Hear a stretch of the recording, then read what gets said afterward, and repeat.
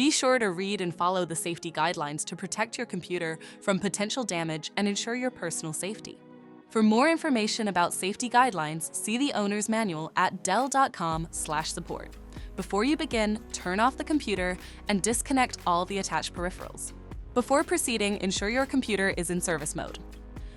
To enter service mode, press and hold the B key on the keyboard and then press the power button.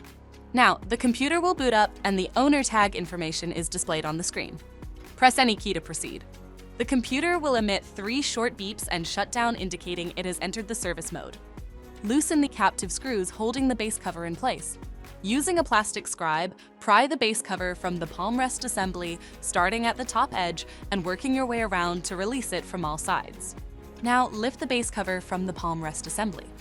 If your computer is unable to enter service mode, disconnect the battery cable from the system board.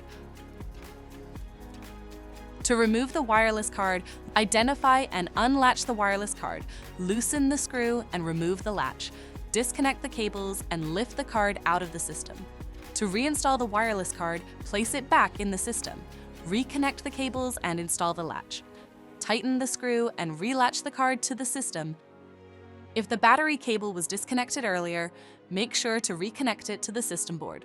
Next, align the base cover with the palm rest assembly and gently place it into position.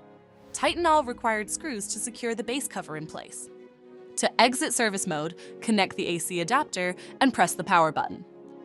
Please note, the system will only power on and exit service mode if the adapter is connected. For more information about your Dell system, visit dell.com/support.